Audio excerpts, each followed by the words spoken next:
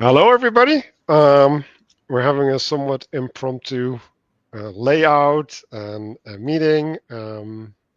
So the reason why we're making this video is Dave is in the organization of the Breakwater Festival in the Netherlands, and I was there last year, I think. And yeah, we've been having a good relations. Like I've been 2 or 3 consecutive years now attending. I'm not sure if I'm attending this year. I've always been critical, but I've always also been interested in seeing the development, right? And my critique lay in, well, what are we supposed to offer? Um, and so I'm gonna discuss that topic a little bit, but yeah, like what are you planning this year? Well, good to be here. And, Manuel, I wouldn't expect anything but some criticism from you. I've gotten to know you. And so you always bring your A game. And no, we've had great conversations in the past. And I'm glad to be here today because, yeah, I want to hear your thoughts too. And the hard questions usually asked. So that's a good thing.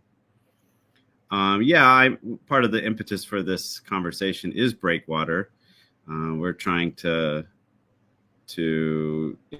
promote, invite people to the upcoming festival in November.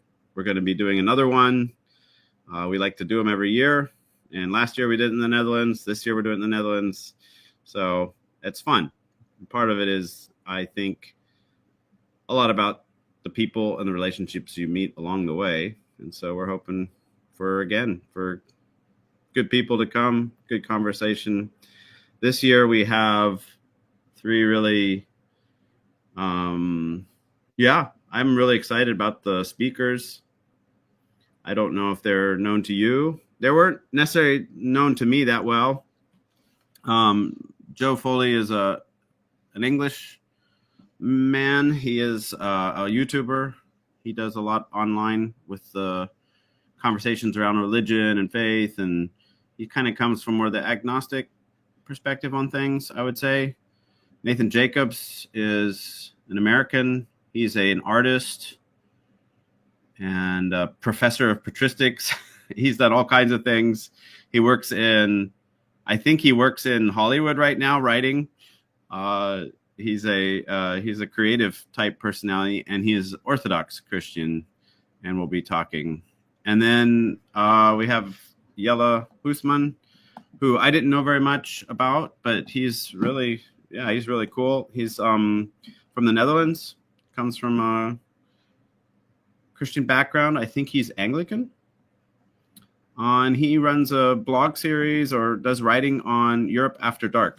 So kind of looking at kind of the themes that we're probably talking about today a little bit about, which is this, post-Christian reality really in the Western context. Yeah. And But I think a lot of the conversation that we're going to have is like kind of looking at our pluralistic world, right? Like we are in this world where there's, in some ways this high virtue of diversity, that's what everything should be and that we should embrace. And I think it is a good thing, but also it's a thin thing at the same time. How do we actually form identity? How are we part of something bigger and yet remain ourselves?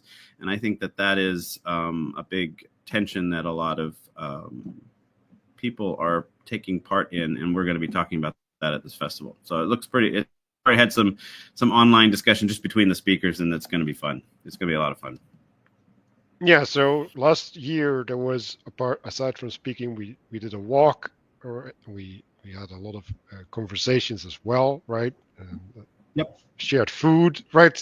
So there's different aspects happening as well, and we had like people bringing in their own contribution. If I could say, I mean, I think the center of it is actually, I should have said that I think we'll do several estuary, kind of those group breakouts throughout the whole weekend, and that's kind of the main part where people get to interact with each other and spend time with each other. So it's gonna be a lot of conversation actually. So yeah, that's the kind of the main focus actually of the whole weekend. Yeah, and you mentioned the magic word, which is conversation, and like actually the word I've become kind of allergic to because it's just endless talking, right? Like the whole internet is full of people talking and nothing is happening and nothing is changing. And even the change that we do perceive is not Mm-hmm. achieving anything, right? It's is empty. It's Mm-hmm. dead. So I'm really concerned and put off by all of this, right? And so this is the angle of the criticism I want to take, right? Is like, okay, we need to revivify, we need to breathe in a spirit into the West because we all have the sense of urgency, right? Like something needs to happen, not only in our lives, but in the world, Mm-hmm. because we can't keep uh, sailing the course that we're on.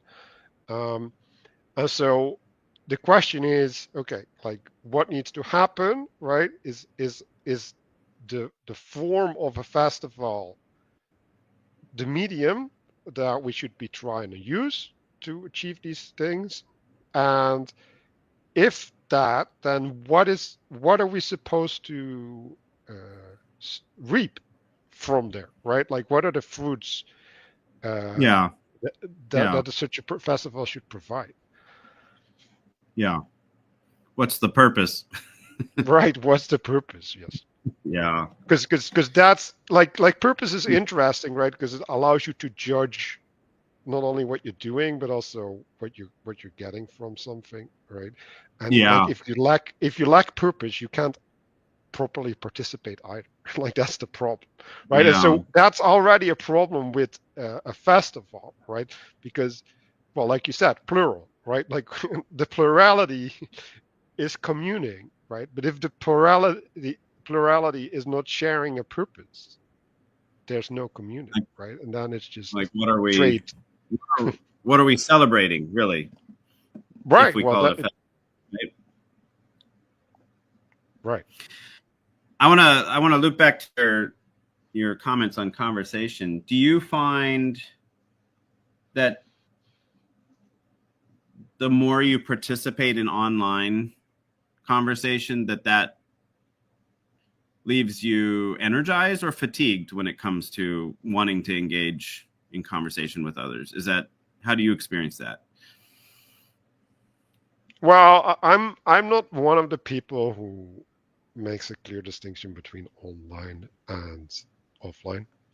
Um, Well, maybe I'll clarify kind of because I do think there's a little bit difference about direct conversation like this, right? Than participating in the broader conversation, forming opinions, reading, watching videos.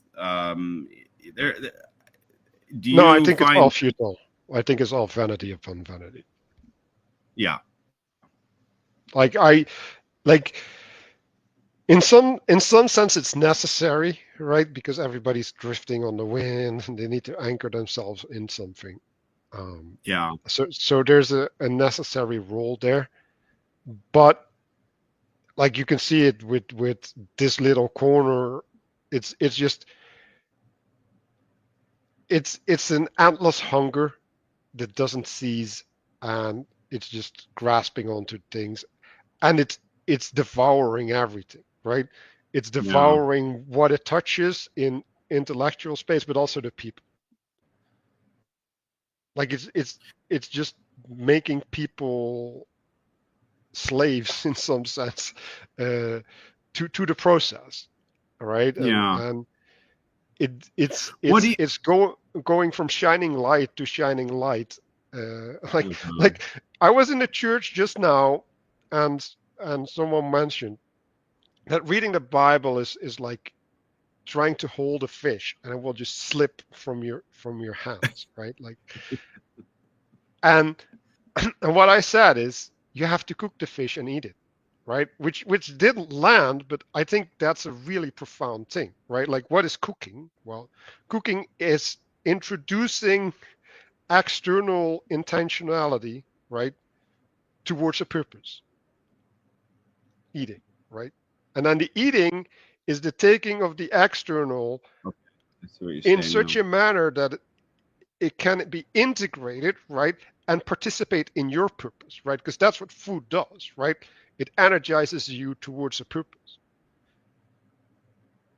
So, yes, you can't read the Bible because if you read the Bible, it's a slippery fish. It will just go away, right? If you don't have a Hmm. purpose, even if you have a purpose, okay, like Mm-hmm. then the fish will hold still and you can like capture a Mm-hmm. snapshot and it's gone. Mm-hmm. So how do you keep it? You can't keep it by, well, it's Jesus going up with Peter, right? And Peter saying, "Well, let's make a tent for you and Moses and Elijah."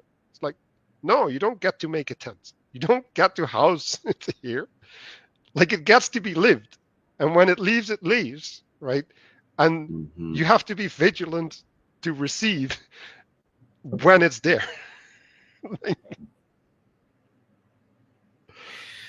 I've never heard the metaphor of the of eating the Bible before, so this is a helpful. It's a new one for me. I'm I also think it's in the Christian. Bible actually, but Yeah, it is food. No, I think there's. I like that slippery fish, and I like the richness of well, what do you do then with a fish if the Bible, let's say, hard to digest, right? Or you don't know what you're looking at. Yeah, you have to come at it with intentionality. I think you have to. I think you have to have a purpose of what you're actually trying to do with the Bible, right? And which is ultimately it's trying to feed you, which is what I like that metaphor says. Um, I think sometimes we, you can treat the Bible as like some kind of magical book that then like is just long as you have it in your hands, then it'll reveal all. You're not engaged. You don't have any agency in the whole process of what you do with the Bible, right? Mhm. I think some people treat it like that. I often think it's a very I think it's a humbling thing because the Bible has more in it than your own arrogance will. It'll find some place to put that you don't know as much as you think you know when you go into the Bible, and then there is a somewhat of a posture of submitting. I think that also helps in that would be that's I don't know how to put into the cooking metaphor, but I do think it is some kind of reverence that also helps you understand is Well, about. I Yeah. can put it into the fish metaphor, right? Yeah. So what happens when you squeeze an eel, right? You I've never squeeze it done. and it will flop out, right? Because you're Yeah. putting pressure and it, like the pressure will remove it from your hands, right? So that has to do with your approach, right? Like Yeah. it's something that's given to you, not something that you take, right? And so Mm-hmm. in Dutch actually, and I don't know what it is in German, but in Dutch, the word for understanding, which I really like in English, is begrijpen, to grasp, begrip, Mm-hmm. right? Yeah. And Oh, yeah. That's in German. yes, and that's Yeah. yeah, but that's an active posture, Mm-hmm. begrip, right? So Yeah. so that's misleading, and I think it's actually it might be like partially the reason for the philosophical traditions, right? Because it invites a certain approach and attitude towards knowledge, Yeah. right? To and if you if you do that, you will be a failure, right? Because if you grasp, you can only have the things that are graspable, right? And so all the fishes they will go, right, and you will be left with clams and whatever, right? Like the objects that are solid, right, that are tangible, right? And this is where we're at with the scientific framing, right? It's like, okay, like we just have Mm-hmm. categorized after all the tangibilities, right? It's like now we're Mm-hmm. done. So if the Bible as a medium is a slippery fish, what is then the internet? as a medium? Well, And the what posture should we approach it? right. So let's just say, right. So it's all, you have a puffer fish, right? Like the poisonous fish that you have to prepare very carefully in order to uh, be able to eat it, right? Like I even look at the Bible in that manner, right? Like you need the Holy Spirit to assist you with your interpretation, right? Like Yes, you yes. can't just do that, right? And you need to receive that Holy Spirit from other people, because like you're not going to attain that on your own unless like you're directly under Well, God's supervision at and that point, right? So we just to put a finer point on it, reading, or let's say delving into the Bible or understanding its wisdom and all the things it teaches us is a communal thing as well. I mean, it's never an individualistic enterprise right. only. It can be to a degree, but really, I would say Christianity is taught often that Bible is a communal. It belongs to the church, and therefore the church reads the Bible, not just individuals. Well, and if it is individual, I would argue that Mm-hmm. it fills its purpose, right? Yeah, So yeah, yeah, so yeah, I don't yeah, I actually think that ultimately that it's not possible. Like yeah, um because you're missing the participation that would require certain levels of understanding to yeah. fit in. So like it's not only that a collective is necessary, right? The body of Christ is necessary for your interpretation, but the body of Christ itself provides a structure that is necessary in the revelation of what is in the Bible.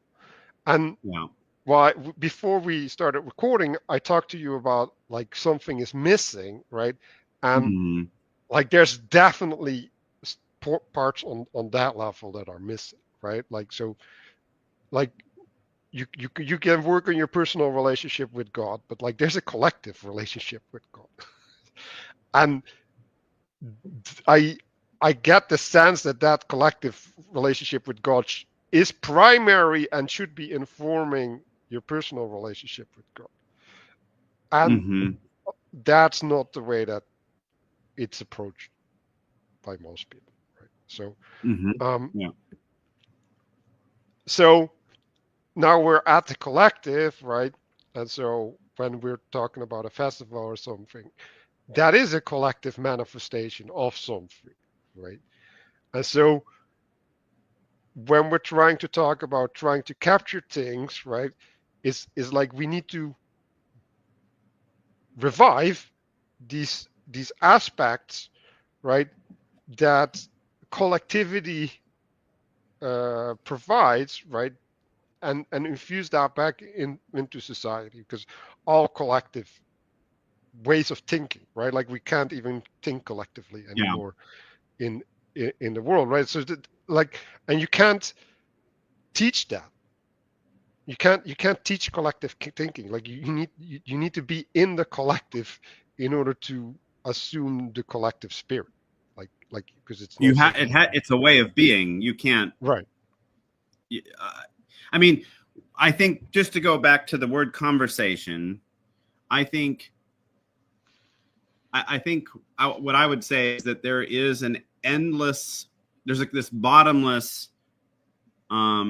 need for conversation, seeking out conversation in this exchange of ideas, and and there is a certain exhausting element to it.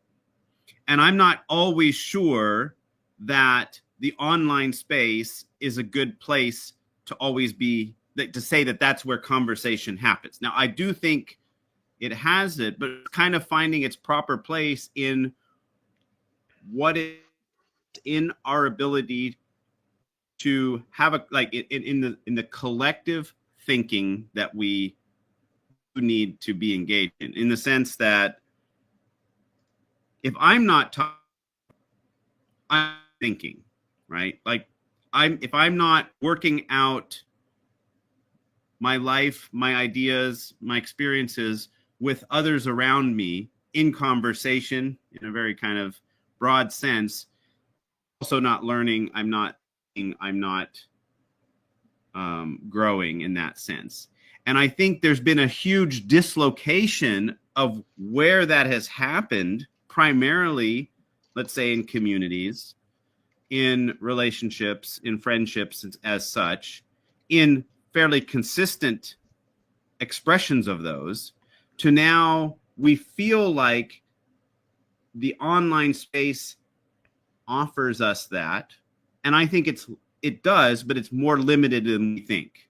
It feels like that's the place to be having conversation, but it is a has its own limitations in that. I think there's some, like, you and I would not be able to have this conversation right now, but given the technology and the medium of the internet, we can, right? So I take this as a valuable thing, right?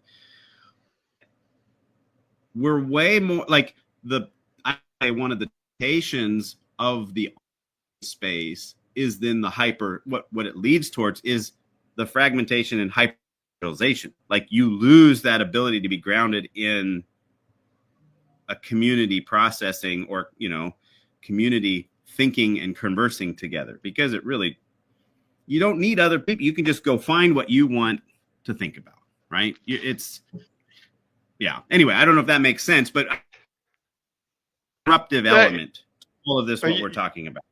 you're gapping a bit. So like, yeah, you were having Oh, audio issues, video issues, but like now you're having audio issues as well. So I don't know what's going on there. I'm very sorry. I should have good internet. Let me know if it persists. Yeah. Okay. So, yeah, I like what you said, because you said to grow you need others, right? And you introduced the word grounding, right? I've been thinking a lot about respect, right? So respect Yeah. is to look at again, right? So if you respect things, you return to them, right? You update yourself in relation to them. Because people use respect really weirdly, but like that's essentially what it is, right? You give things Mm-hmm. value, right? You Yeah. attend to them, and and so grounding would, in some sense, the way that you described it would be like, okay, I go into the world, right? I deal with the dragon, come back with the treasure, right? And I provide the treasure, right? And like if I only bring gold and I don't bring food, like the people starve, right? So like I have to attend to the reception of the fruits of my efforts, right? And if you're not grounded correctly, right?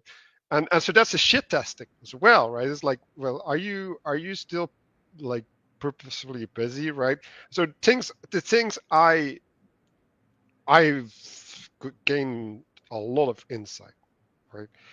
And like when I sit in front of people, I'm like, okay, you're doing this wrong, you're doing this wrong, you're doing this wrong, this is the path, right? Like it's all available to me, right? But I can't communicate it, right? And it's not that I can't articulate it.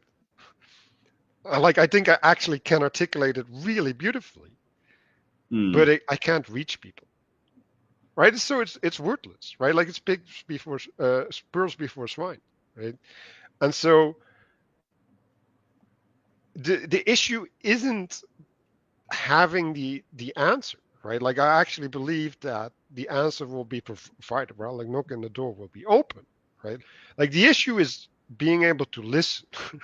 The issue, like you said, right? Like, well, can I sit in front of the Bible in humility? Like the pastor has been hammering on the fact that you have to ask the Holy Spirit in your to guide you in your interpretation, in your reception of what's in the Bible, right? Like that puts you in a stance, right? It puts you in a relationship, in a way of being, right? That hopefully, if you even get a sense of what that means, right? Because like it's not obvious what that means either, right? But if you get a sense of what that means, then that allows you to find that receptivity, that resonance in you, because that's actually Mm-hmm. what it is, right? Like there's part of you that is receptive to a wavelength, right, of a message or whatever that is in seed form in the Bible, right? Like so that like Hmm. you get these seeds of the Bible planted in you, right? And if you have the right conditions inside of you, then something can come out of it, right? But that is a way of being, right? And so we can go back to the collectivity, right? And to certain meetings of people and like what they should provide so that the fruitful environment occurs. Yeah.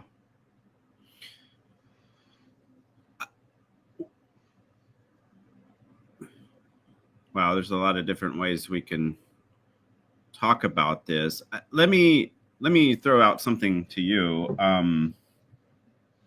Recently, I participated in another kind of live stream talk, and most of them that were participating were Christians, and they had some criticism of estuary and um, and I think I we'll talk later about estuary, but let's just say they had some valid critiques. But I think the main place that came from is as those that are part of a Christian community that provides sufficiently what they need in so many more dimensions than what they would maybe, let's say, desire from an estuary. So that regular gathering of conversation.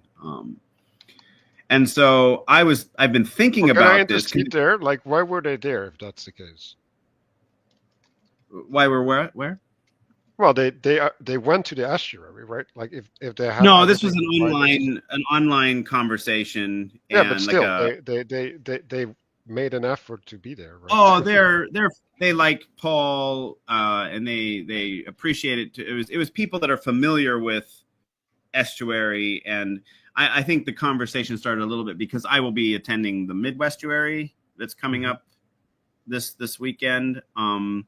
And I asked if they're going, and they had different levels of connection to estuary and experience with estuary. So I think what I was trying to draw out of that conversation is that I was surprised a little bit of their maybe their critique, but I think was surprised. I didn't wasn't surprised in the sense that they didn't feel like estuary added anything to their life, right? And I think that's where this is when then I would say I also come at it. Why I would say estuary is important to me is based on my Christian convictions. Whereas they would say the same thing of like why they wouldn't want to necessarily need to participate because they have community, right? That have they have that within um, their own ability to do those without necessary to participate in estuary. And I think I've been thinking about it ever since because we talked about it very shortly, but it was something that okay, so why do I find it meaningful to participate in estuary or even these festivals? Why is that something that I help live in Mannheim? We have a monthly gathering, and it's something that I always look forward to, and I've always, it's one of my highlights of what I get to be involved in outside of my church work, right? So why does that give me meaning? I think I think Well, people, let's go yeah. to purpose. What is the purpose? Like, in what purpose do you participate? In what reason do I? Yeah. Well, I not think, reason, purpose. Like, it's a little bit. yeah, I think I'm looking for connection and friendship, and I want good conversation. I think that's I think an obvious thing because there's so much. Like I need some place to process stuff as well. There's so Okay. much. What is what the thing that you're processing? Oh, it can be anything, but real life. I think more the way, what am I supposed to think about different things that keeps bombarding me all the time if I spend 10 minutes online, right? Like where do I go to talk about that? I think what I've said, and I've said this about just estuary in general, that we've lost somehow the capacity for conversation, or where we don't have those filters anymore in our as so ready available to us, that we again need to find to build a culture around. We need a culture of conversation, and I have found that in estuary, and I mean conversation in that filtering sense, right? Meeting real people, real, sitting in a room together, actually talking about personal things or abstract things, or but it's all tangible to people, right? It's not just something I encountered on the internet somewhere, right? It's a very grounding experience. I think the other part, what relates to my faith, the purpose of it is, I get to interact with all kinds of people and feel more authentic in being Christian in that space, because I'm finding ways to, well, reflect not only what does faith mean to me and how it affects my life, but I'm also bringing it into conversations without where I'm giving freedom and trust to do that in an authentic way, not just in a like a manipulative, need to have an agenda way, right? Which is often a difficult barrier for many Christians as they engage about the meaning of faith to themselves towards the outside world. I find in the estuary, I can talk about its meaning to me in everybody's receptive, because I am not trying to, well, supposed to smuggle in Jesus, right? We're not supposed to be, but if I can talk Oh, about I it don't in know terms, about that, but okay. Like, well, we're pretty open about that, because part of it is being able to hold a conversation in with many different with many different people that show up with many different places in their lives, right? And mhm. I would say the majority of people that come to our estuary are Christian or have affinity to it. They're not like this. I think some of the people that filter out are people that come in antagonistic towards it. They're more open, or they want to talk about things. But what I find is many people that come who are not Christian are tremendously um, they're they're so relieved that they can have honest conversations with people. So I feel like just from that alone, I'm like, I've had more meaningful conversations about what really faith means to me, because people are really asking me some kind of fabricated situation where I'm telling them from, yeah, it's been a very open and authentic way of doing conversation. So that Mhm. I've always taken, yeah, into that place. And so that's where, for me, I put it much more under, when it comes to my Christian faith, this is kind of service, right? I'm participating, I'm ministering to other people when they're not doing well, but I'm doing it as Dave, right? And they know that I'm Christian, right? So I will pray for people that then bring up hardships in those conversations. So it's a way of being engaged in the world that is deeply meaningful to me, because I get to integrate my faith into that. Mhm. And that, see, this is the big difference. Then I think why it's so special. We live in a very secularized culture, and it's hard to do that because these things are supposed to be absent of that. Many places where we're supposed to be in relationship, from colleagues to, if you're friends in parent circles or whatever, all these things, the religion and all that is supposed to be absent from those spaces. And I found the opposite, that estuary, we get to actually be more open about those things, um, than I am in many other places. Yeah. Okay, so there's a couple things going through my head, right? So first, you're talking about, well, processing signals effectively, right? one of the things I've learned is just to kill every signal, right? Because if it's not pointing towards God, like why am I engaging it, right? Like so, so and that works on many layers, like because well, whatever, like it's just a process that I'm in, and it Hmm. it changes who I am, right? Um, so that connects with the question that having in my mind, right? Is this is like, okay, you're having these conversations, and a lot of these conversations, especially online, they are like even debates. They end up being group therapy, right? They basically end up being people processing shit inside of them publicly, right? And like, it's even a danger that this conversation can devolve into that, right? And like, I'm I'm not certain that doing that at all is even a good thing, like at all. Well, yeah.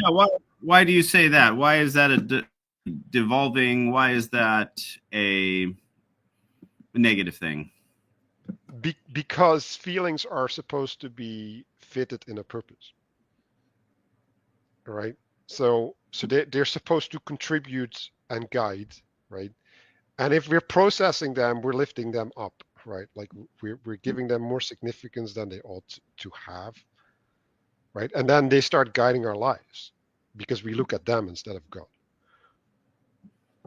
right? And so, Yeah, no, I think I'm not opposed to what you're saying because I do think we treat uh we elevate feelings and the therapeutic deism. I don't know if you've ever heard of that term, but that's essentially what you just described is that we like then God is made there to make us feel good, and we tend to start worshiping. Sorry, using religious terms, we start to worshiping at the altar of feelings because we're looking for that absolution in our lives to feel better. And I don't always right, think that that's the ultimate purpose with feelings, right? Yeah, I agree. right, yeah. So in other words, right? Like I agree that that is also a thing, right? But like I'm more looking at it this manner, right? So you feel yoked, right? So you go out onto the internet, right? And then something presses on your shoulders, right? And it holds you down, and then you get to speak about it, right? And then you find a relief, right? Like that would be a translation from what you just described, right? And then the question is, right? Is that like I can say, well, that's good, right? Because now you've relieved the pressure, right? But I can also say it's bad because that's not the means by which you should relieve the pressure, right?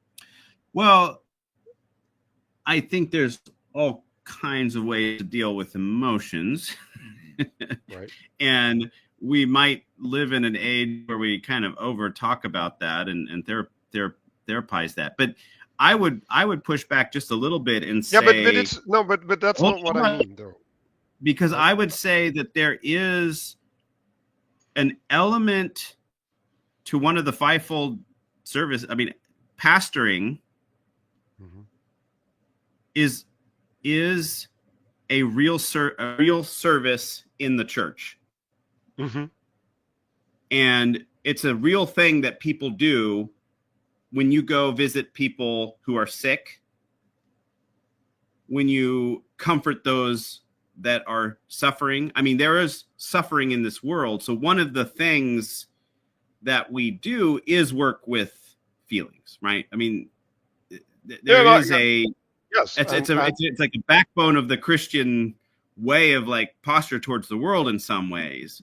So serving others in their brokenness, in their hardship, in their things they're struggling with is, I think, a noble. It's it's it's part of the yeah, fivefold service of the church, I would say. yes. So if you can translate that in saying feelings are real, right? They're part of the world. Yeah, Sometimes feels they're hard. out of whack, right? And then we have to deal with them, right? So yes, I agree, right? And part of being a Christian is, well, like that's what healing is, right? Like that's providing a Yeah. healing of the soul, right? And so you could see the soul as magnifying something too much or something, right? And it's like, okay, like we need to reduce its significance. But then the question is like not so much that you have to do that, right? But it's like what means do you use in order to do that, right? Yeah. Um, Well, and like I think psychologists in our culture today almost represent a new priesthood. mhm, but an I evil priesthood. I mean, I think we have changed psychology from a method and a tool to helping people in their suffering and their, figuring out emotions, that thing, to actually almost a religious level where it's supposed to offer Salvation, yeah. salvation, because it almost promises that. And I think Hmm. that that's where it's showing its cracks, because people, they start losing faith in therapy as the way to find salvation in their life, right? Because there are limits to it. But I don't doesn't mean I can still speak positively towards it. But I do think it has, if we're going to talk about a hierarchical kind of, it has gone up too high in our estimation in what value, and it's taken an outsized proportionate place in what we value in how we're supposed to understand the world and solving all problems, right? There's a kind of a Hmm. therapeutic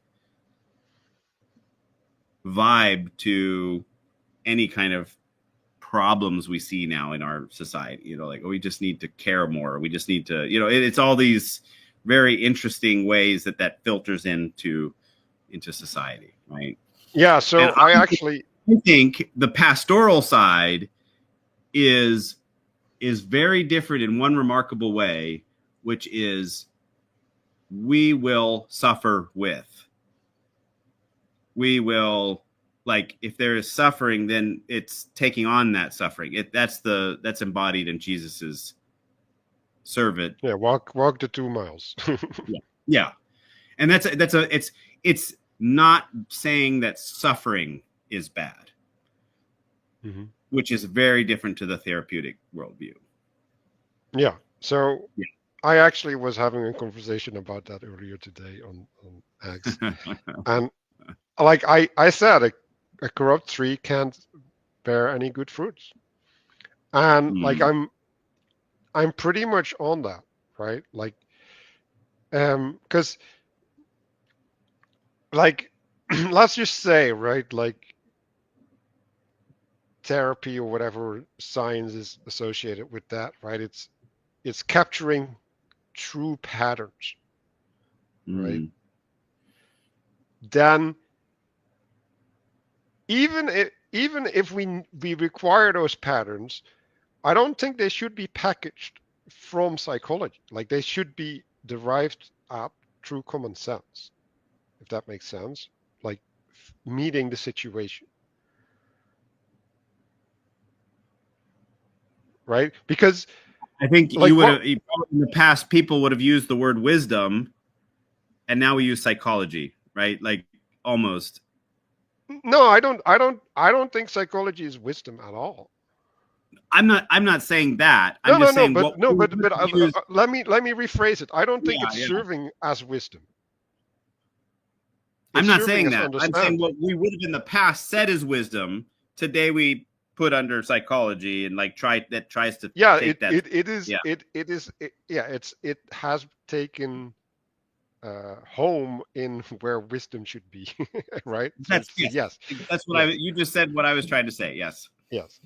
But it like at best it's on the level of understanding, right? Like Mm. psychology. And understanding requires wisdom to operate, right? But the nice thing about wisdom is that it generates understanding, right? So that's why I'm saying like you should contextually generate your answers, right? And then you don't need the whole institution of psychology. So in other words, like you might have a psychologist, right? Like the being of someone who's in service of the psyche, right? But that's something completely different than having it as an academic endeavor that's trying Yeah. to Yeah. capture something about reality. Yeah. Yeah. Um, so we got a little bit distracted. This is good. See, we start talking about devolving, and now we can devolve into that. But But this is with the letting go, right? So mm, I let go of a bunch of things in faith that I will return to what's important, right? And at the start, that was like that's not a skill that you have, right? You need to learn to walk in faith, right? yeah, But you can only do that if you do that, right? Like it's not a thing that you can arrive at without practicing. Um, and so that goes into a being, right? So what I'm doing is miraculous, right? Because it was literally inconceivable for previous me, right? Like it was literally not real. yeah. I I think there's I think you're bringing. I really like your question about like what's the purpose behind estuary and all that. And I said essentially, it's my way of serving in the world as a Christian. Hmm. I find gratification because of that. I think these questions sometimes we also have to ask about the church. Hmm. What's the purpose of the church, right? And I do think that when the church lives for itself, that's when there is throughout Scripture, Scripture or sorry, the church or the people of God, when it's only about its own self, it has lost some essence of what God is trying to do with God's people and the church in the world. Hmm. I think there's a very good. I'm somebody who studied missiology. That's my passion, which is thinking about the church and its purpose in the world as it relates to the world, right? Because um, the the teaching that has or the phrase that has I've found it very influential, but I think has shaped a lot of conversation in this area in the recent decades is this idea that the church does not have a mission, or you could say another way: the church does not have a purpose. Hold on, God has a purpose. God has a purpose uh, for which He has His church for. Like the church is there for God's purposes, Hmm. It's and inheriting a purpose. Yeah. yes, and and the church is at it struggles when it sees itself as the purpose in the world. No, God has a purpose in the world, and therefore He has a church. Hmm. You see? Yes. And Yeah, and we inherit the purpose from the church. yeah. So the church is absolutely part of the purpose and everything, but we are not owners of the purpose, right? Hmm. And we are not owners of God's mission in a sense. Um, Hmm. and that is a distinction. And so I would say, oh, if you're going to put it in really meta terms, why do I participate in estuary? Oh, because I think we're sent into the world, and I find that as one of the more um, fulfilling and meaningful places I can be serving others as a Christian. Hmm. Well, Yeah, okay, so this is great, right? Because yeah, this ties back to what we were talking about before. It's okay, like we're sent into the place that really needs us, right? And doesn't want to yeah, listen. yeah, So then what do we bring? Like, yeah. That's a good question. Yeah, because like my experience, like this, like I said, right? I have things to offer, and like I can't give it. And like that was even into the church. So I come into the church with all of these spiritual practices and all of these things. I'm like, oh man, I have all of these great ideas. It's like, why don't we do something with them, right? And everybody's looking at me strange. It's like, what is this weirdo talking about, right? Like they can't even conceive of why these things would be necessary, right? So I'm like Mm. so far away, and then I'm like, okay, no, like there's something alive here, right? And like I can't impose something external on that which is already there, right? So like I'm gonna have to attune it, right? And then after a couple months, I'm like, no, I can't even do that because there's no grounds for my attuned thing to fit in. And like I'm still gonna break up things, I'm gonna wreck things, right? So Mm-hmm. that's me with my thing coming at the church, right? And then I also have me with my thing coming at people, right? It's like, okay, like you're crooked, this is straight, right? Like, and then there's again no further sort, right? So what needs to happen? Well, the plowing, right? Like the plowing, it's the mutation of the terrain so that seeds can be received. Mm-hmm. That's what needs to happen. So how do you plow, right? So I'm seeing, maybe I'm totally butchering that, right? But the Spirit of God is hovering over the waters, right? And what happens at a certain point? There's ripples, right? Like there's ripples. So there's an interaction of the Spirit with the waters that is putting the waters into a shape, but not into a solid shape, right? And then the mediation happens, right? Like then God speaks, right? So like that's rippling, right? And then the earth, right, gets it stays, right? Like the waters are separated into the heavenly waters and the earthly waters, right? And then, right, but first, well, there's contact, right? Like there's contact, there's interaction, right? And you can go into creation as well, right? Like so there's non-identity, right? And then the land gets formed, so you have identity, right? But it doesn't have substance yet, right? Like it's not populated. And there, the, there's prerequisites, right? Like the way I'm engaging with the world, it's an onion, right? It's like, okay, there's a layer beneath this, and that one needs to be fixed, and then it's like a neat layer beneath that, and that layer needs to be fixed, right? And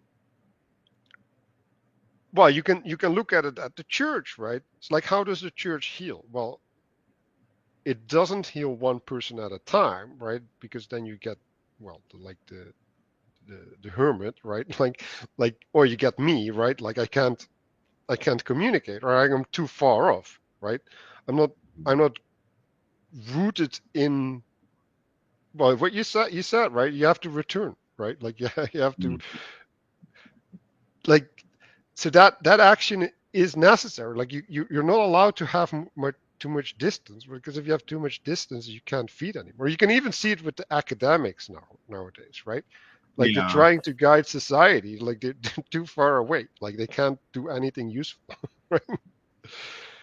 So yeah, maybe you can take it because I'll just keep talking.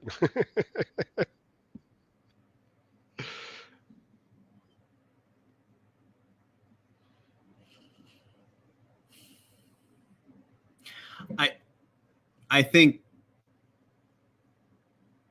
well, I like this conversation because I'm having to think also through what my involvement in Breakwater and S means to me, right? Like it's why do I do this, and why do I think it's important? And I see it in the sphere of as Christians relating to the world, right?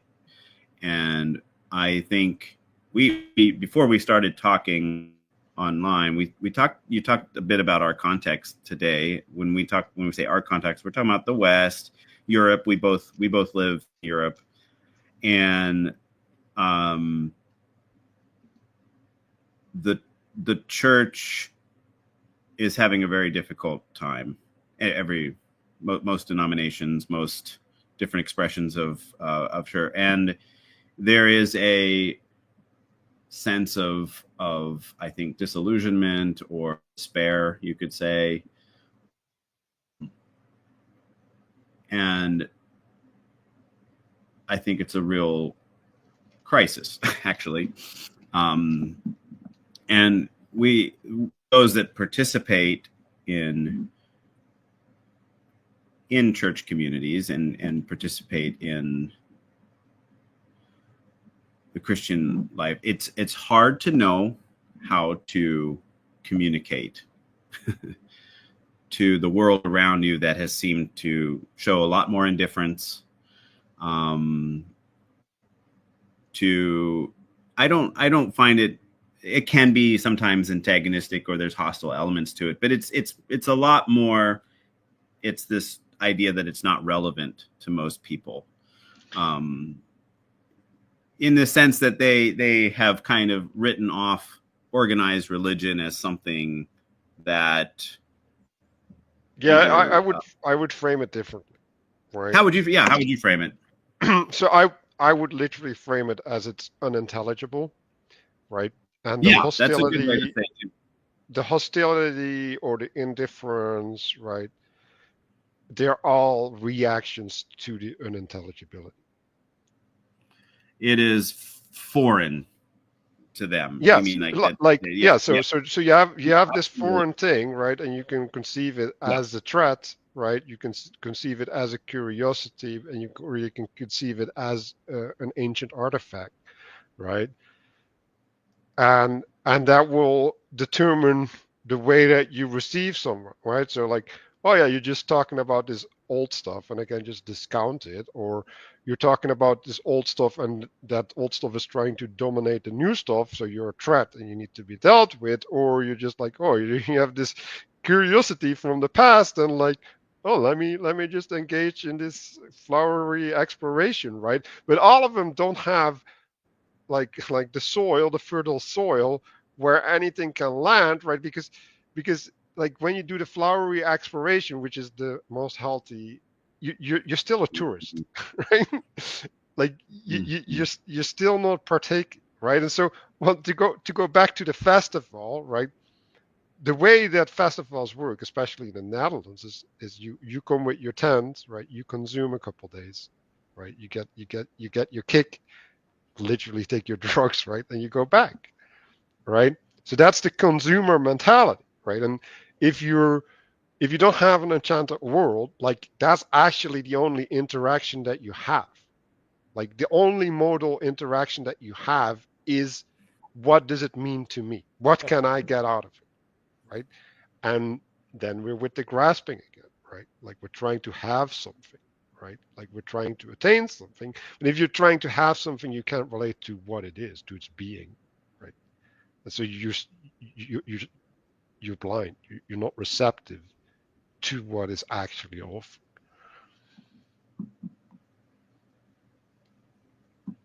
And like that's even true, right? So when I'm talking about the ignoring things in my head, right? Like most of the things that I'm ignoring is trying to find an explanation, right? So what does this mean, right? Or what is its use, right? Like these are all questions that blind me, right? Because now I'm abstracting what I'm looking at because I'm looking at it. Like I'm not being with it. And what's that the is it? whatever it is, like the insight, right? I have an insight, and then I'm trying to milk it, to get something out of it. It's like no, like I should receive it with gratitude. Like I should let the inside be and provide for me. Like why do I want to have it? Like it's already granted to me. I'm I'm an ungrateful, like tearing the wrapping of the present, right? Like I want to get to play with my toy, right?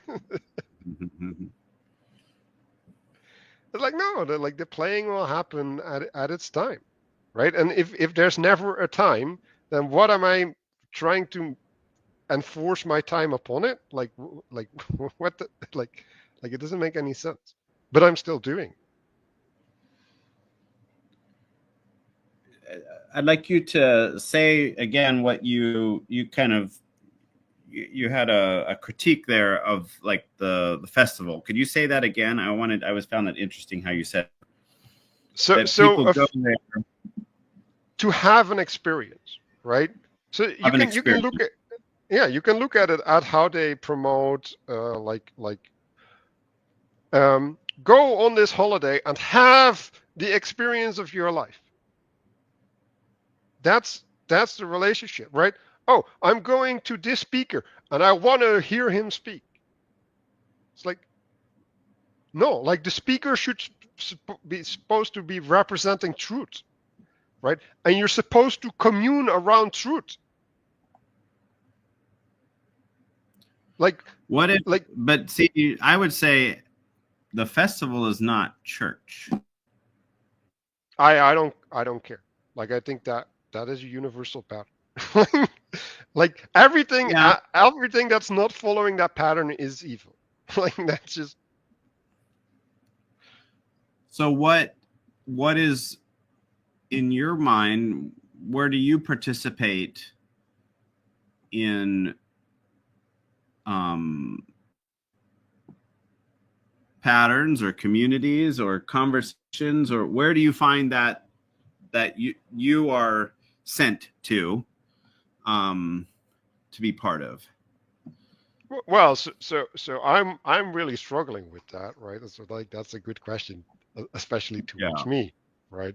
So because I say like I have all of these eggs, right? And I can't put them anywhere. Like I can hatch them, right? Um, so you can like I'm I just realized that I'm doing a meta thing, but I'm gonna do the meta thing. Like the conversation that I'm having now, right? I'm I'm not trying to point at the particulars, right? I'm trying to point at the being that the particulars need to adhere to, right? And sometimes I'm pointing at an obstacle or whatever, right? But but I don't I don't think good can happen if you're not looking at good.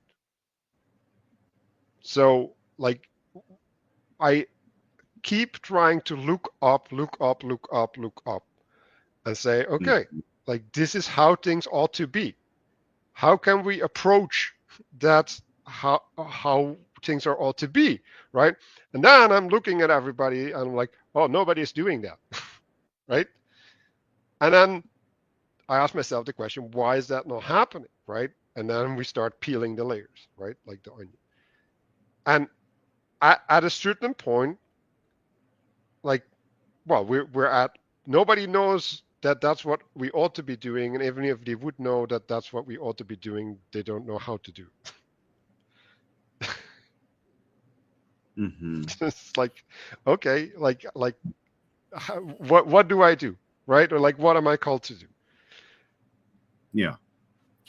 Well, how do you explain for yourself then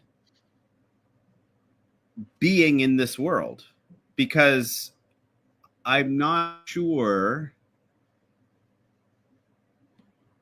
that standard is you will encounter that in the world. This world is not a perfect place, right? So how do you explain the purpose that you have in this world? Right. purposes are supposed to be explained. Meaning that, like, if I would go back and I would say, I think despite the world, we're called to look up. Like, okay, Right? I can't talk That's about very different. me. I can't talk about me in the frame of the world, right? So I can't see how Of I what? fit in. I can't Well, talk about myself in the frame of the world because I can't see how I fit in. Right? I actually think that someone needs to place me, yeah, that's a. But right? you are. Like I need to find a place to serve. Like that's it. Yeah, Like yeah, it's no more difficult than that, right? And like I have no clue where that place is, right? So yeah, that's one thing. Um, and the other the side that I can talk about is, well, where what does it mean for me being in the world, right? Well, that yeah, means a whole lot of suffering and yeah. having to deal with insufferable people, right? Like I and Mark, like we keep making the joke is well, it's not really a joke. It's like if we just could get rid of people, everything would be a lot better. It's Everything was so like much better, like right? if Yeah. people could just stop peopling, then. But no, like I have to deal with people. Like I, well, you met me a couple times, and you probably saw some progress in me, right? Um, and like what is this progress? Well, my progress is in dealing with the stupidity of others, right? Without losing myself, Mhm. effectively, right? Well, I think that's. Because I need to maintain an integrity, right? Hmm. But like I don't need to blow things up at the same time, right? Like things have to be allowed to be because I can't impose Yeah, correctness upon them. yeah. So like yeah. Well, that's. I think that's somebody who's called to exhortation. Exhortation, like teaching others, teaching them what's true, showing them. That is a. It's a high, but a very tricky one. And I think often I would say is what you're revealing about yourself too is that you hold yourself to the similar standard. I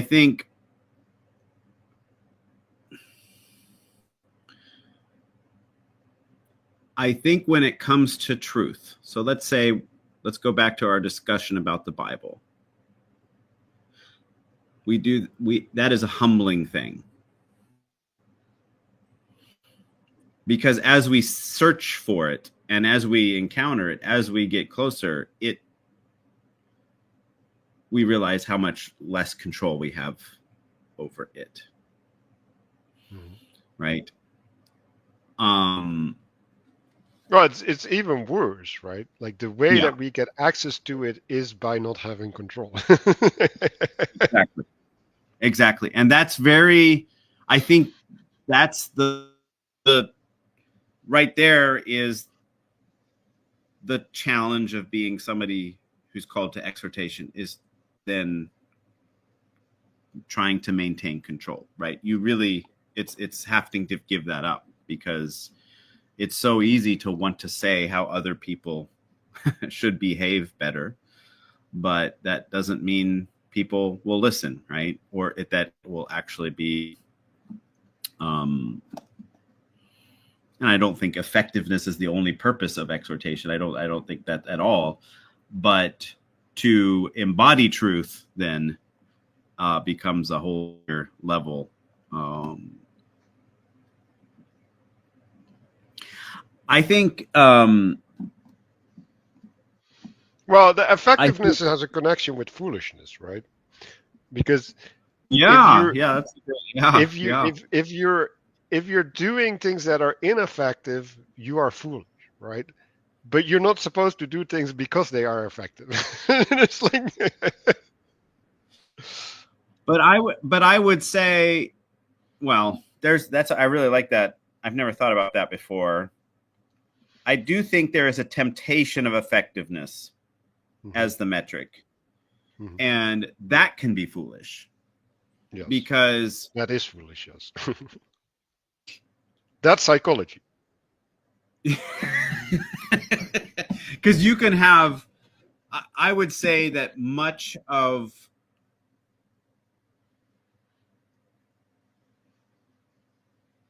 if you're calling people to truth, in some ways it's calling people to be more faithful, right? and and it's and that is different than calling them to be more effective, or to be more right, or to be more, um and and I think we underestimate, sometimes faithfulness is foolish in the eye of effectiveness, right? And that is that is, I think, the posture we have to this world in a nutshell, is that we are called to be faithful despite the world how it is. Mhm.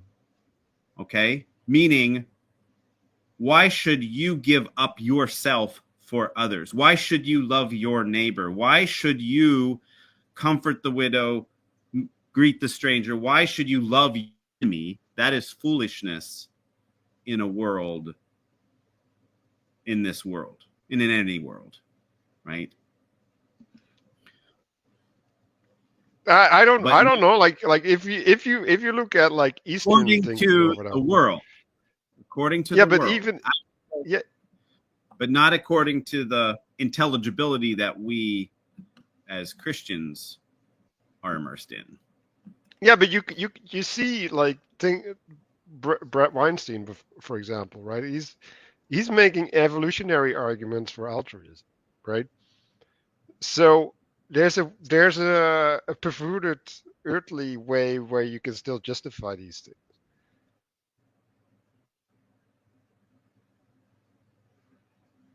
There's, I mean, I think, what do you call it? Like, I think, just like Peugeot often says, that the reality we have in Christ, and it reveals the true reality in this world. And so I think we are capable of being loving and altruistic as people. That is part of who we are, but it's not a given. It is not a given at all. I don't. Well, okay. Like that Don't depends you on think? what you. Don't you think? Don't you think? Around the world display a remarkable love for their and sacrifice for their children. Probably, pretty much culturally conditioned to a degree, but there is a remarkable to do that. That's part of that evolutionary part, I would say.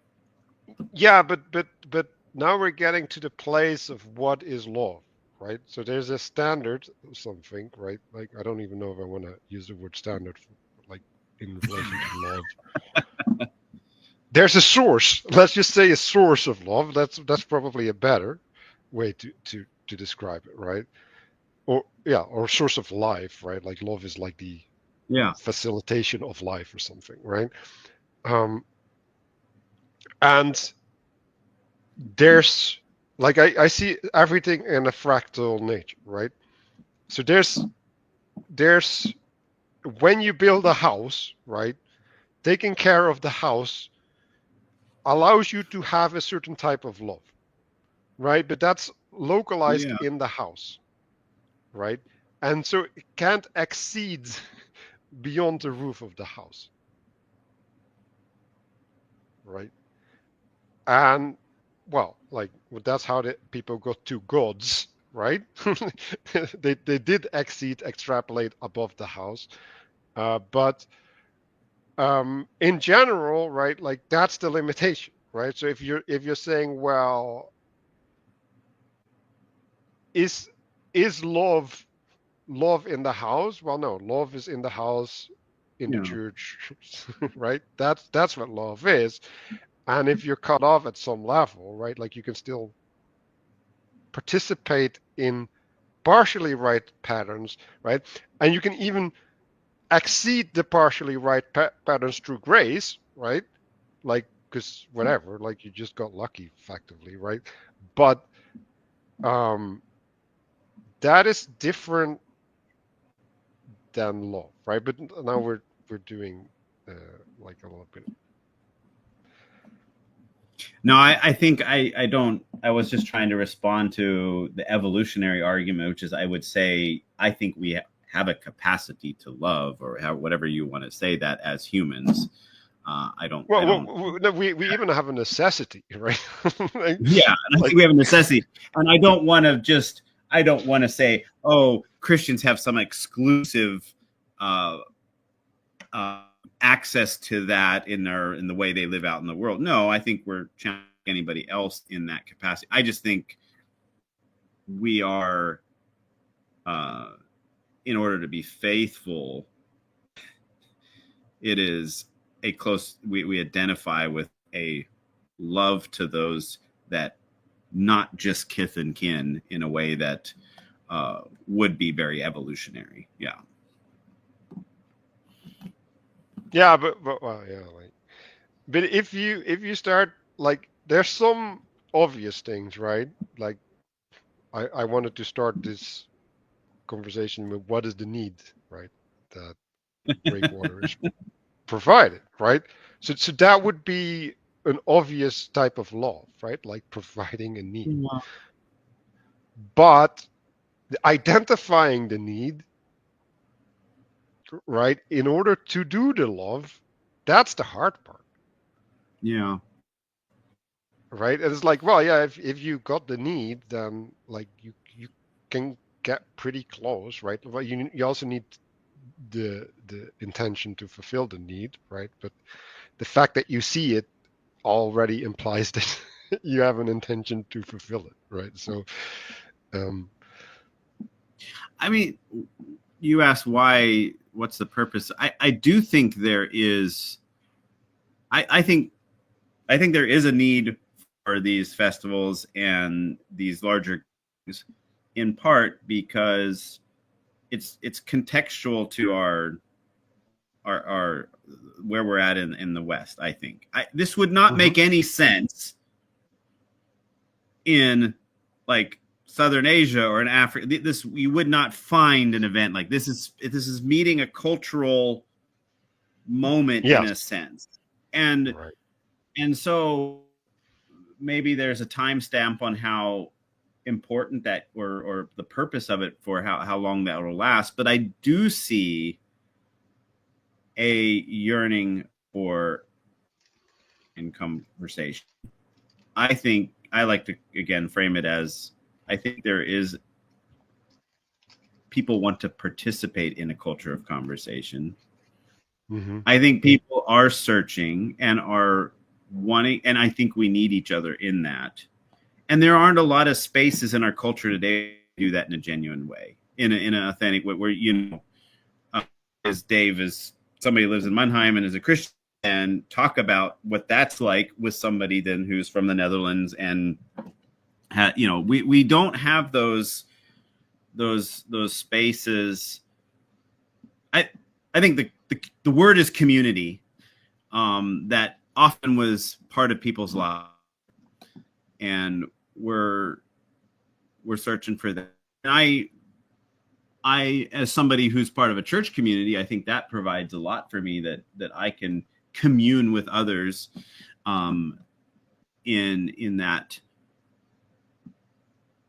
Christian participation in worship or in reading the Bible together, those type of things. But I also have another part of me that really appreciates participating with people beyond my church community as well about deep life stuff, right? And I feel like I play a different role in that place. Yeah. Because So, obvious reason, as soon as I go outside of my church community, it's not the church anymore. Like, I just mhm. have to go out my front door and I'm in the world, right? And that is, I think, the jarring experience Christians in the West is that now we are in the world in a way that we have not thought of ourselves for a long time. Yeah. So So it's I it's coming coming to what? grips with that. Now. Yeah. Yeah. So like I like what you said, right? And I even like the tail of what you said because it actually gave me a way to tie it in. Um, Mm-hmm. so what you said, and this is why I've always been sympathetic to the estuary breakwater efforts, is like you are fulfilling, like you said, a local, a cultural, right, or like I would say, a fashionable, right, needs, right, and in the fashionable needs, you are partaking, like we just were saying, like in some sort of fundamental patterns, right, Yeah. in a somewhat more purified manner than generally available, right? So that's a good thing, right? And then above that, you even have a bunch of Christians with Christian worldview and Christian framing that are infusing that from the top, right? And keeping that spirit more good than like it otherwise would be, right? So there's a bunch of components that don't make it a disaster, right? And could even result in miracles, right? Like you have a proper concoction, right? But um, and this is where you're saying, well, as Christians, we're living in a world that's not Christian, right? That's the element that I feel is missing, right? So there's there's an answering that you need to do to that reality, right?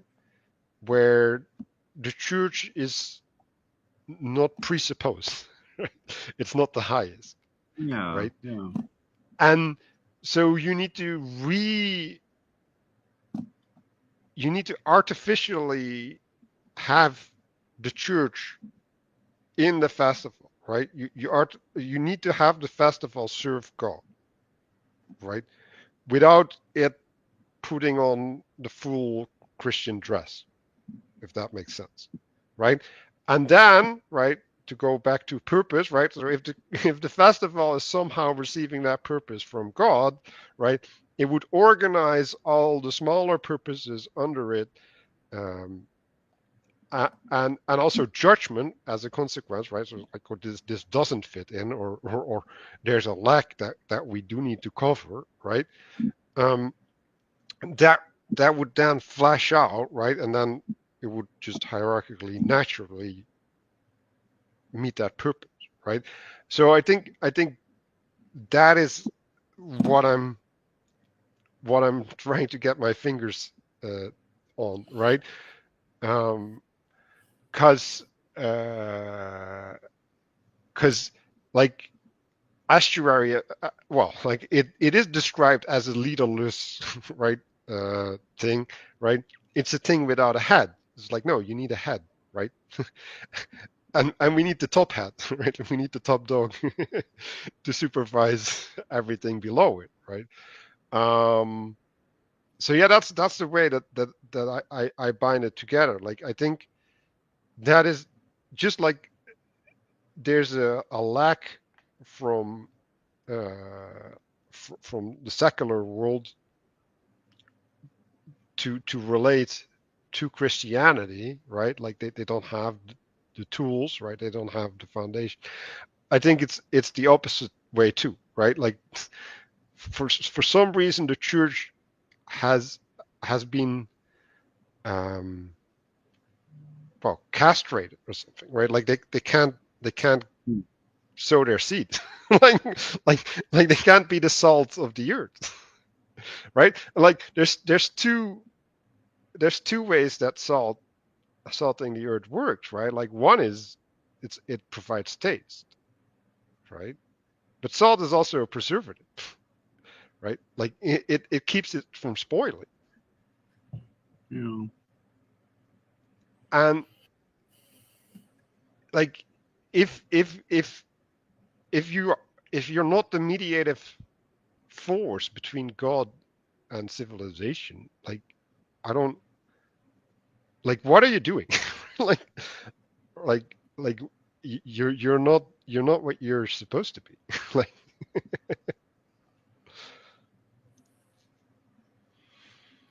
I don't know if God's mission is about the way God works in the world with people. Is it can include, but I would not want to reduce how God works to coming up with a proper structure for others. did I say I think structure? I no, I said think purpose. The I per, purpose makes the structure. for example, I think the festival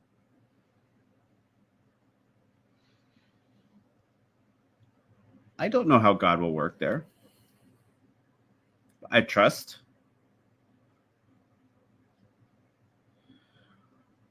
I think we try to put together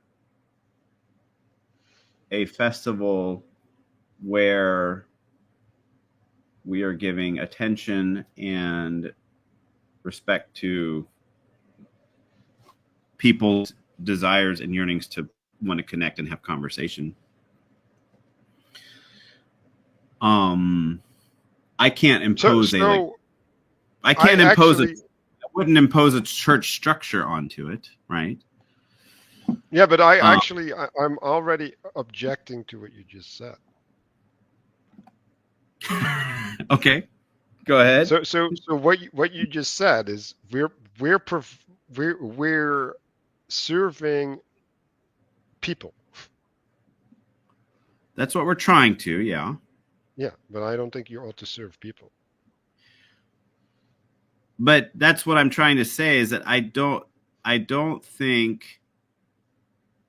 I think God serves people in a multiplicity of ways, not just Yeah, yeah, but structure. Yeah. yeah, but like I like I get that when you serve God, you serve people, right? But you can't make serving people the purpose, if that makes sense. Because then you stop serving God. Yeah. I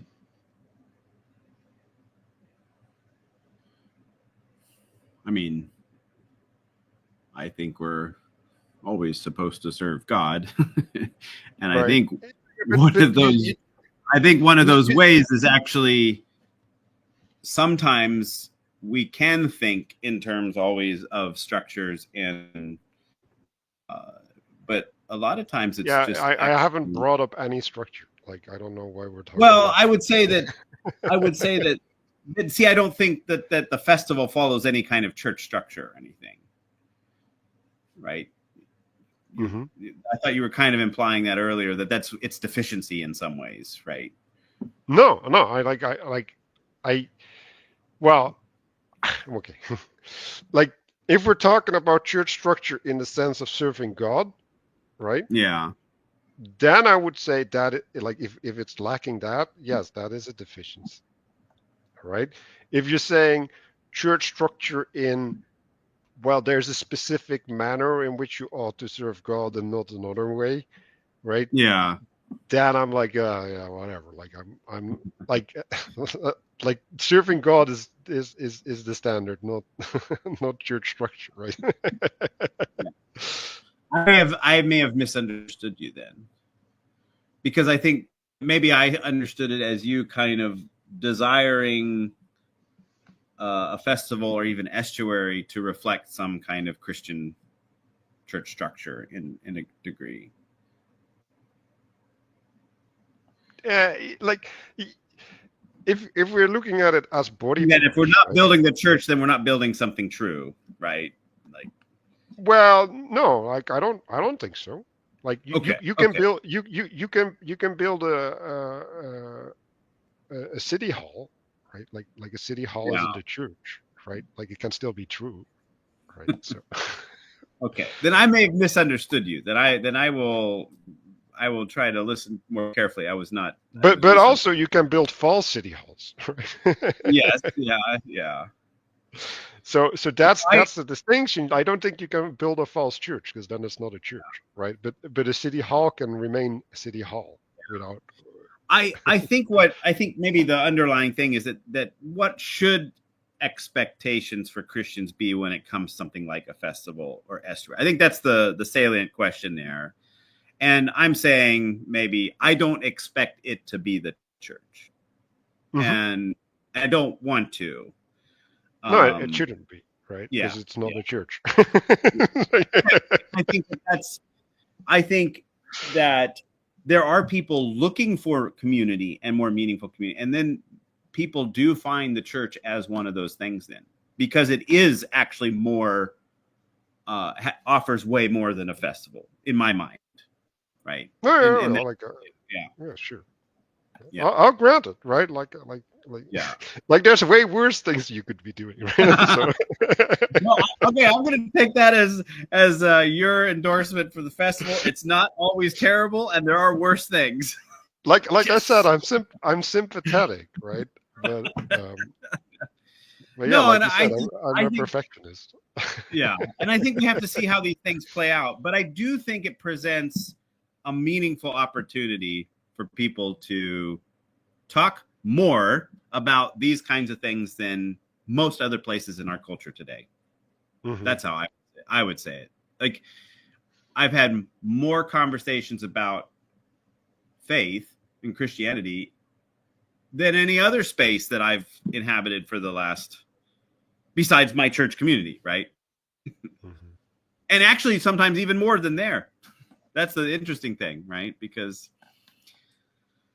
it's different when people are asking questions, right?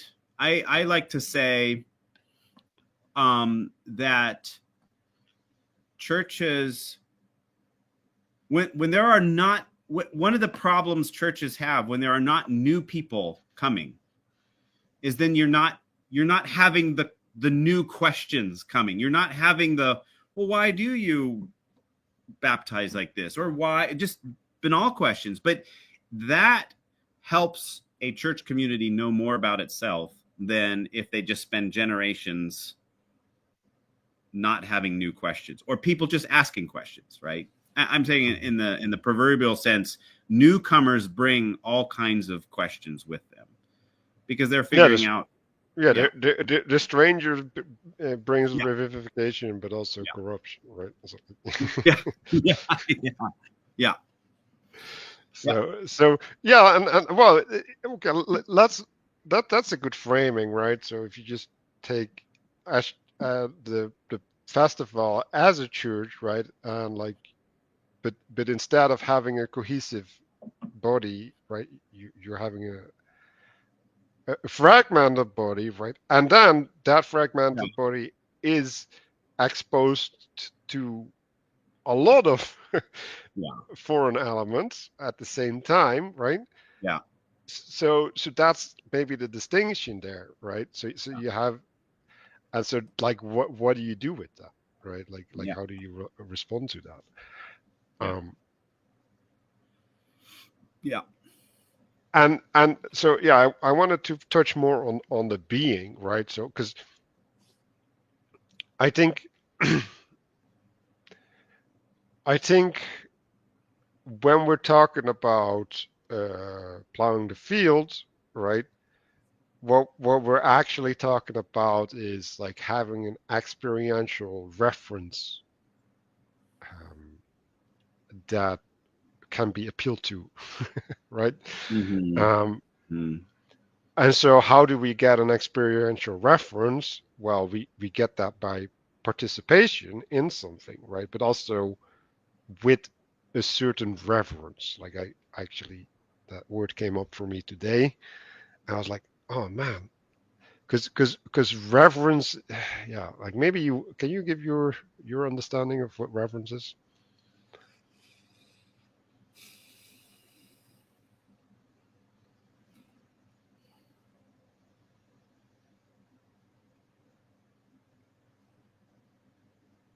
That's a good question.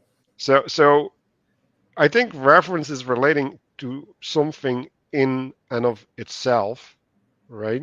So it has a being separate from you, and it is above you, and it Yeah, is in some way you are subjected to it, right? yeah, And the yeah, reverence is honoring it in its place or something, right? And in its role or whatever, like and so yes, yeah.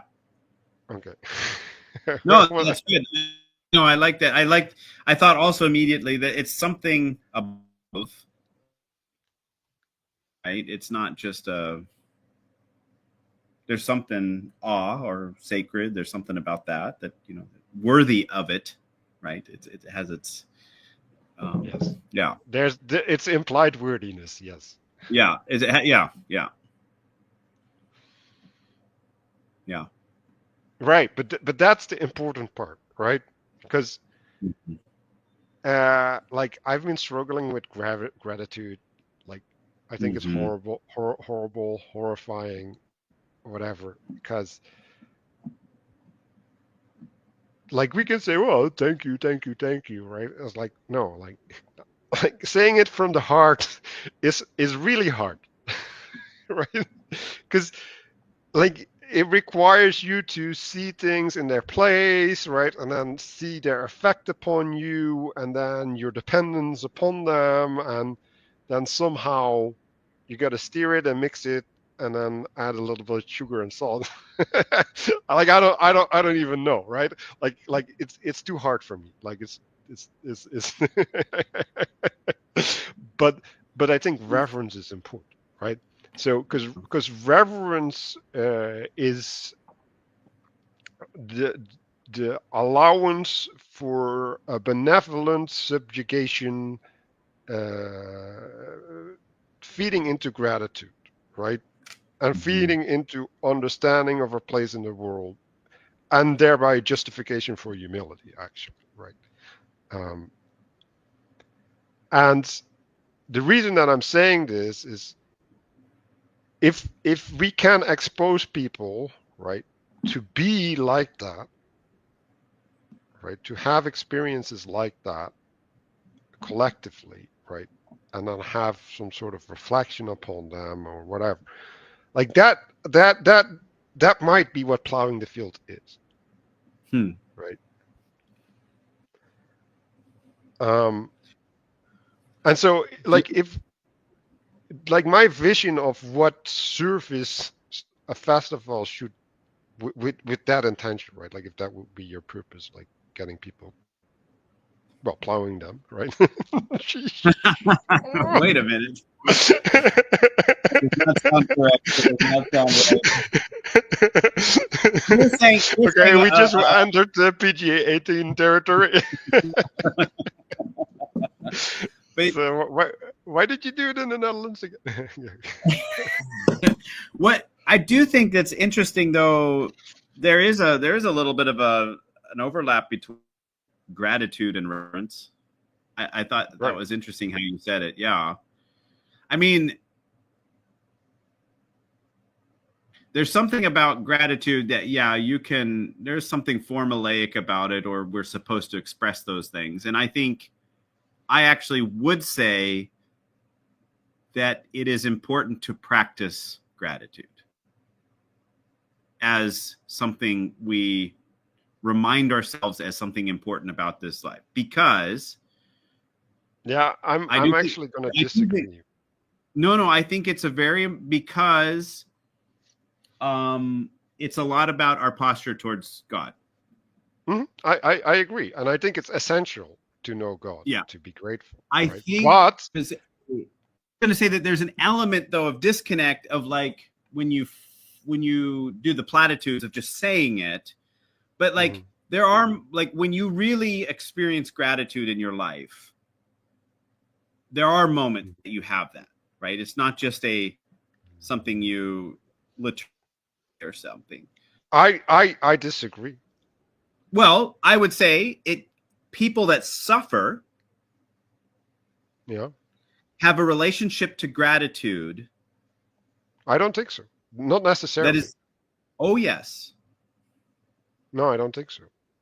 in in a some of the people that I have, Christians that I've met that have suffered dearly in their life, have a different they have a ability to understand what gratitude means in their life Yes, in yes, a way that right? I don't, because I have not Yes, suffered as they have. yes. And I so agree, right? So it I is an wanted to affordance, right? But there's no necessary like the suffering doesn't necessarily lead to gratitude. It might also need lead to resentment no, it or doesn't. But I think right. that's one of the reasons why we practice gratitude, right? In the face of suffering, where so what I would say, like just in a mini microcosm way, I'm now been almost a week now in the US, away from my wife and my two I have my daughter with me. And I begin to feel, well, I feel that they're missing. I wish Mhm. they were around. I miss talking to them and having that, that there's this low level suffering, right? But it's just like they're important to me and I feel it more because they're far away from me, right? Mhm. And I find myself feeling very grateful to my wife in my life, but it's not something I would necessarily feel this way if she was around all the time. Now, I'm grateful Mhm. for my wife, but it's partly is that distance has accentuated something, right? And Yeah, I just wanted to contrast, right? make that as an Yeah. example of an everyday type of experience that in some ways I feel like I should tell my wife how grateful I am for her Yes, because she's you far should. away, right? You like should yeah, you should immediately call her after the conversation. I will call it good advice. But But you know what the point I'm trying to say is that there's yes, something that I am aware of because I'm going through hardship of some sort is where, yeah. yes. So like I'm descriptively, right? Those elements are there, right? I'm just I'm relationary.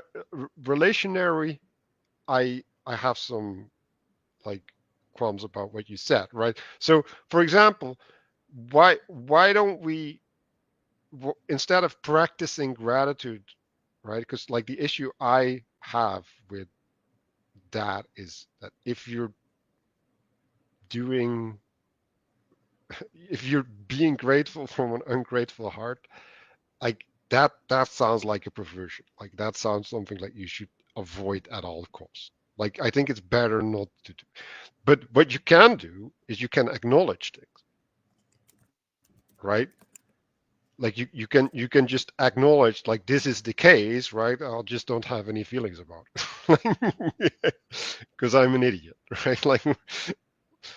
Like that's fine, right? And that like I think that's more like plowing the field for like okay, like that recognition will eventually allow for gratitude, and I think that's what you're kind of saying, right? But I don't think we should confuse gratitude with like I'm using the word acknowledgement because I don't know that came up. But do you understand the distinction there? Yeah, no, maybe I'm saying maybe a little bit that gratitude because I think there's maybe I connected a little bit the opposite is the selfish. Like there's an interesting correlation between those two. If I'm grateful for, Mm-hmm.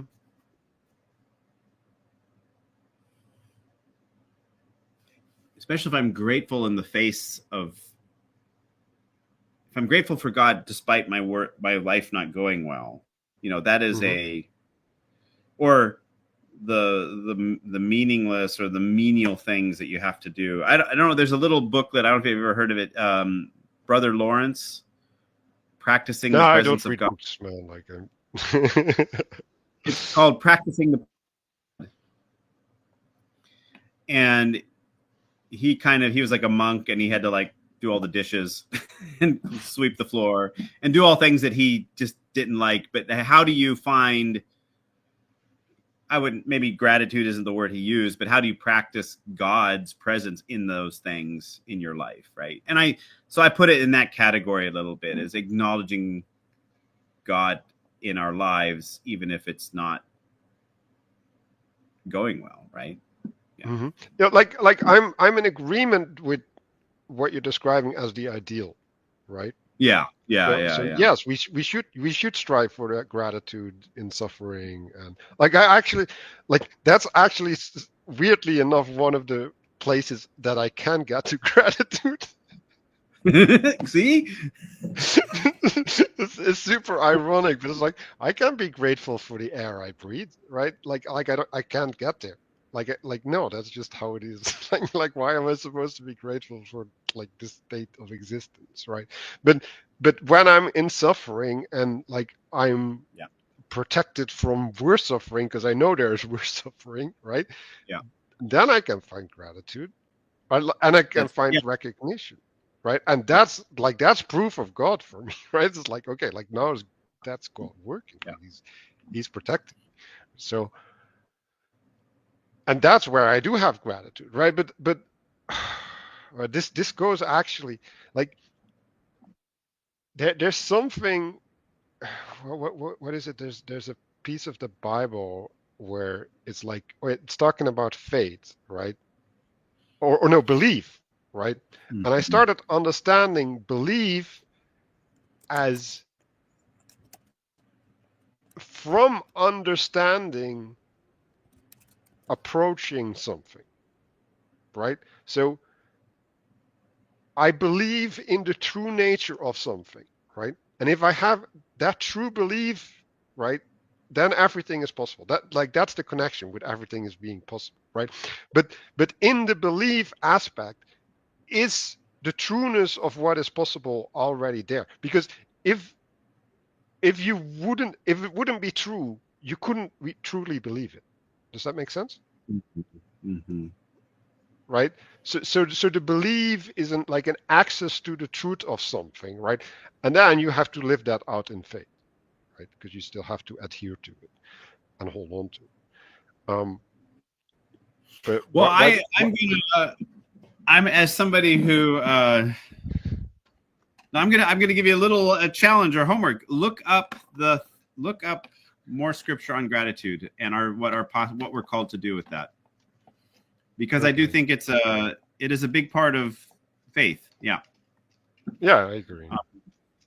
We practice in our community. We do table fellowship together, and we have we don't do the at the table. We don't do the Lord's Supper, but we do a prayer of thankfulness and for God's provision, and we symbolically do that with the breaking of bread, Mm-hmm. because the scripture we like to base it on is the Emmaus story, where after the crucifixion, there's those two disciples leaving Jerusalem, walking to Emmaus, and Jesus comes with them. And then at the end, they invite him to the table with him. And when he breaks bread, he's revealed to them.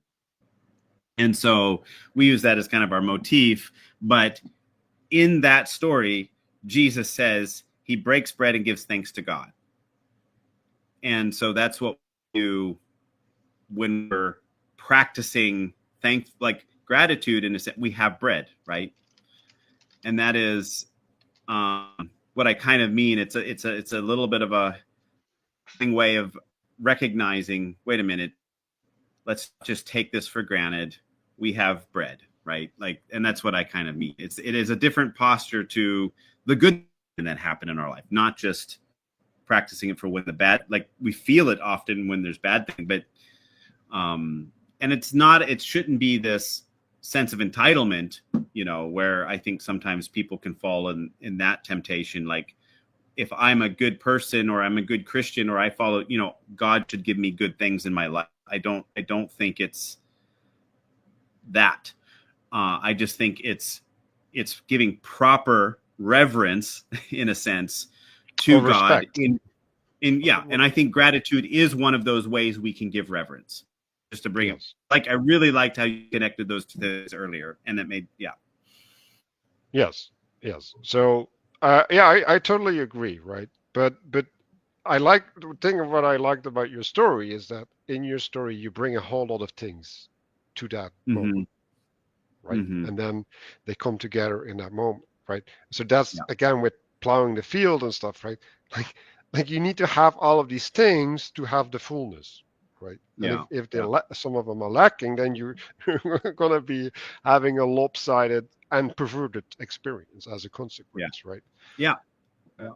And that's what I'm talking about. So you have to be really careful with these things, especially because if you have a perverted experience and you save that experience in your mind under gratitude, like that's a prison, right? Like Yeah. to overcome them, like that's going to be a struggle, right? So Yeah. that's kind of the thing that I'm trying to uh, prevent, like you gotta be led in step by step, and like there's things, right, like Moses had to cover his face, right? Like Yeah. there's just things that you shouldn't be introduced to because like yeah, you can't relate to them. That's basically it, right? and Yeah. and so things like a festival or an estuary or whatever, right? Like they're low level engagements, right? Where, well, basically they're like pop up versions of, okay, you get exposed to random things, right? Um, but I think the importance is, right, well, the reference, right? Like this thing occurred has a specific meaning, right? Because it places us into creation in a certain manner. Mm-hmm. And we need to understand it as that, right? We're supposed to recognize it as that and not as something else. Because Mm-hmm. if we start recognizing it as something else, right? So for example, like like you get the consuming of sex, right, as if it's love, right? It's like, well, Mm-hmm. no, because if sex is not nested into a healthy relationship, right, Mm-hmm. which is supposed to be marriage, right, which is supposed to be under God, then that sex is eventually gonna carry all of this other stuff with it, right? And now Mm-hmm. you have this spiritual scarring that, like, you might never even resolve. Yeah. Um, Yeah. Well, thank you for the time. I'm grateful for our conversation. I have yeah, yeah, gratitude, yeah. and That was I'm glad we got to talk longer because we've talked in the past. Because you mhm, came to Mannheim for the yes. festival there that we had in our community center there. That was a lot of fun. I remember you from there, and you were also in the Netherlands, and we had a long conversation. So this was a lot of fun, man. I appreciate the questions you brought, and also some of the concerns or criticisms you have, because yeah, we're honestly also trying to figure out what is this space and why is yeah. I think the purpose questions at the center. Why do we do this? Mhm. So I appreciate you bringing the question because that's exactly what we need Right, to right. be. Well, and again, right. So I think that's maybe the service I provide or what I can do is like, okay, like Mhm. I can frame things. It's like, what are you up to, right? And what is the way that you're supposed to relate to what you're up to, right? Yeah. And and there's not a, like you were like, and you're not alone in this, right? It's like, well, we can't put it into a system or in a structure, and it's like, yeah, fair enough, right? But that doesn't mean that you should ignore it, right? Like, Yeah. Yeah. and and the answer, right, is to embody it, just like Yeah. the church embodies Christ. It's like you you have to embody it, and that's the only way to deal with it, right? But the only way to embody it is to attend to it, to revere it, right? To respect it, like Mm-hmm. and and to recognize it, right? And in that, right, you can take others along in that recognition, right? And then you get communion, right? Like then you're communing around whatever it is you're doing, like that. But those are like necessary components for that, right? And they're necessary components for having a body, right? And if everybody is well meeting not under Christ's name but under the name of the body, right? With the understanding of the body, then you have something that can translate to Christ, Mm-hmm. right? Yeah. So yeah, Yeah. maybe that that is my conclusion on That is that matter. your ringing endorsement for, for the yeah. No, appreciate so, this very so much. people, my endorsement is there is hope. There's hope. There's hope. There we go. Yep. Yep. Yeah, Uh, but to be fair, it's always going to be up to us, right? So yeah. yeah, no, Well, it for your was a good time. talking. Yeah, Yeah, we can do um, this again sometime. yeah, we should, because I like think there's more we have I need to get stuff into. like Yeah. this. Yeah. Like it develops, and also, well, it lays my egg, right? That's I don't want to know what that means. well, like I didn't start on insemination yet, or did I? Whatever. I don't know. I, Okay, everybody, thank you for watching. Leave a comment. I have all this stuff probably in the description if you're interested. And thank you for being an awesome guest. God bless.